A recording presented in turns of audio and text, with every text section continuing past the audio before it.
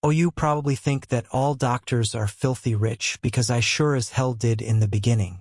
8 years and a fistful of premature gray hairs later, I'm just a few $100,000 poorer than broke. That would matter if I had a family to provide for.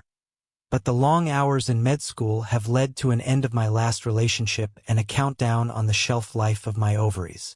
I was in a take what I can get and be grateful situation. So when St. Francis Hospital in Charleston, West Virginia offered me a position, I packed my sad life into 3 bags and sought opportunity in the hills of Appalachia. 19 of us started in July, and 13 have since dropped out. I like to think of myself as the rat that wouldn't drown. Some people broke inside after watching children die because they weren't good enough doctors quite yet. Everyone has to be a rookie at some point. It's doubly hard when you have to inform the dead child's parents, who then beg you to tell them different news, or scream that they want to die and just please kill them with whatever drug takes away the pain. But most of my incoming class couldn't handle the chief of medicine. Dr. Vivian Scritt is, without a doubt, the biggest bitch I've ever met. Now I know why. 19 of you start today, and we've got a pool going with bets on how long each of you will last, she told us on day 1. Don't feel any pressure, folks. I've talked with each of you in private, and my expectations are very low. She peered condescendingly over her thin spectacles, snorted, then turned around to walk away. You should know when to follow me and when to stay away, because I'm not going to waste time explaining what you should figure out on your own.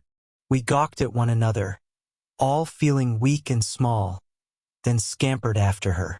I was last in line and felt out of place taking even that much. You should have the list of expectations for St. Francis, Dr. Scritt explained as she walked on, not bothering to look at us as she talked. I printed 18 sets of rules so that you would have to challenge one another for them, knowing that one of you would be left behind. An icy cold settled in the pit of my stomach as I saw everyone look down at a list of rules that only I did not have. If you cannot follow these rules, there will be no place for you in this hospital. It most likely means that you are unsuited to be a doctor and should consider a profession that demands a weaker mental aptitude. At that, she turned around to face us all.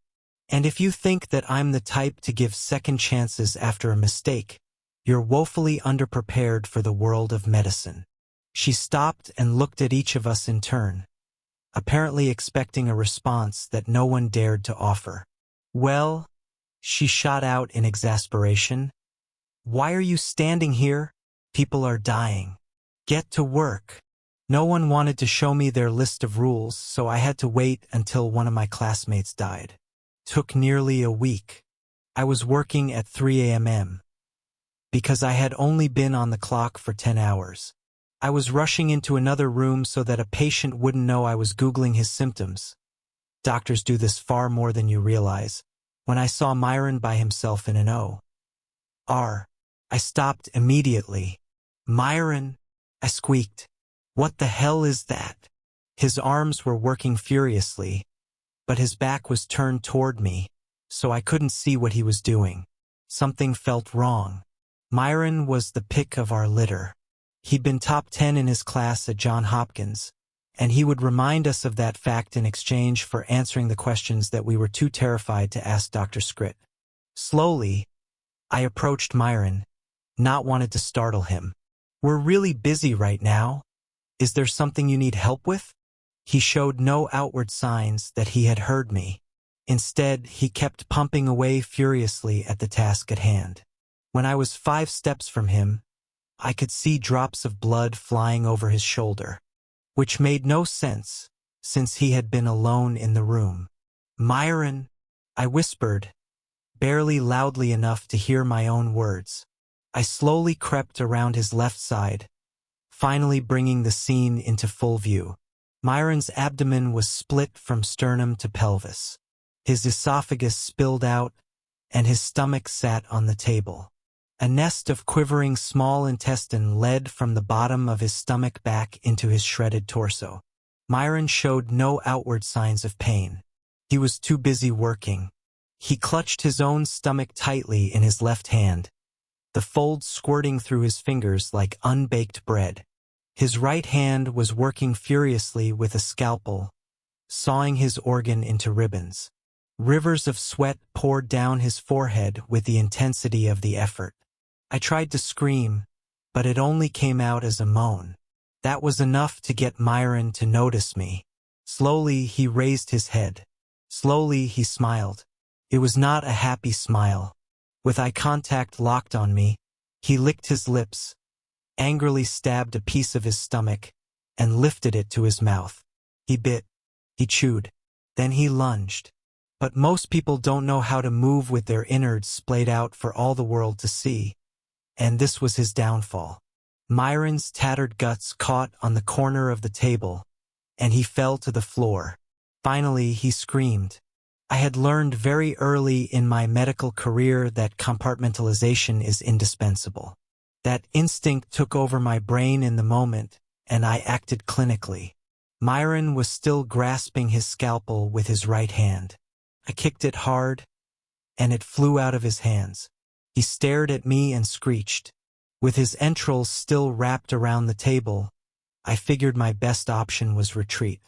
I moved to the back of the room as a doctor and a janitor burst in. And in possibly the most shocking moment of the night, I realized that they were not shocked. Myron was anesthetized, subdued, and extracted within a minute of their arrival.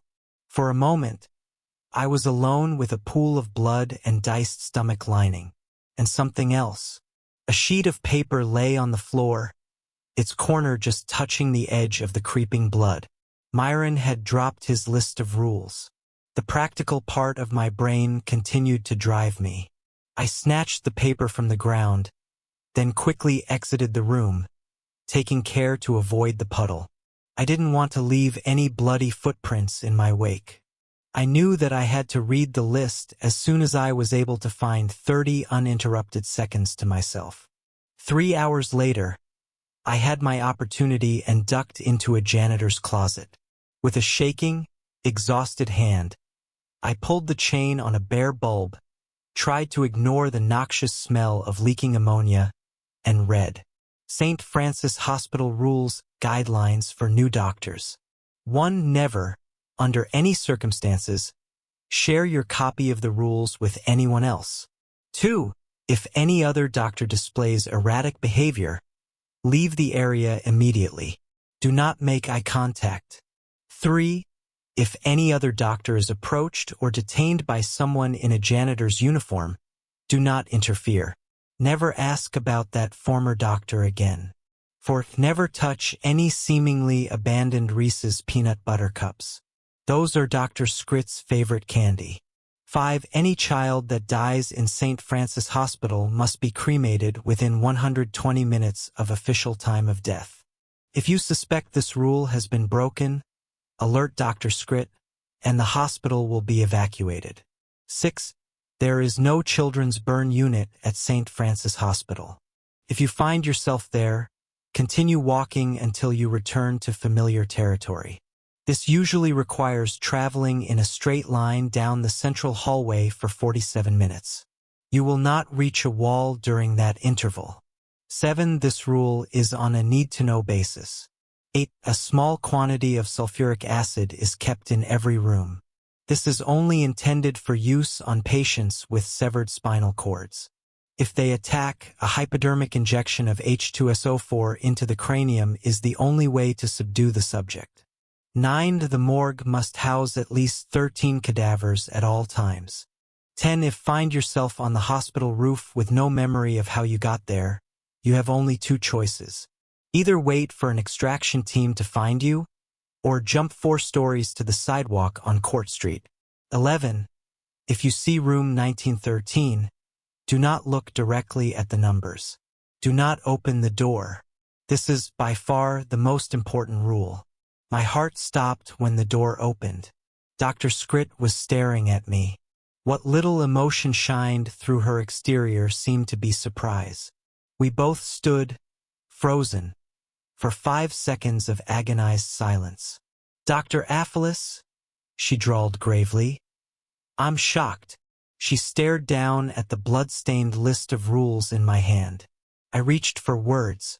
Any words, because literally any response would make me look less guilty than I did in that moment.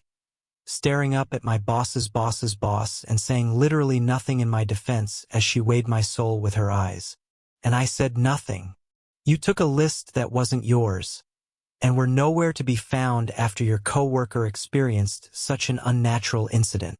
Dr. Scrit huffed through her nose. It seems that you're willing to do the unthinkable in the name of getting what you need.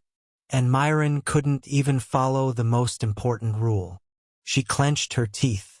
I had a 4-year streak of predicting which incoming doctors will break the soonest.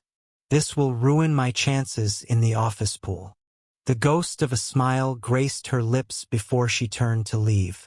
Get to work, doctor. You've got 3 hours left on your shift, and those symptoms aren't going to Google themselves.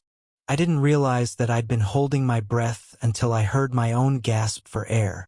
Shaking, I slowly emerged from the janitor's closet. I quickly stuffed the list of rules back into my pocket, reflecting on the fact that I had just achieved what might be considered an actual win. Perhaps, just maybe, I would keep my head above water at St. Francis after all. I turned to head down the hall when I stopped in my tracks. Everything was unfamiliar. What the hell had happened? I glanced all around. The design of the hallway was familiar, but everything was off. I could hear people talking in the rooms, but the immediate vicinity was devoid of all people but myself. Nothing made sense. Then I looked up, and I'll be honest, I peed just a little when I read the sign. St. Francis Hospital, Children's Burn Unit.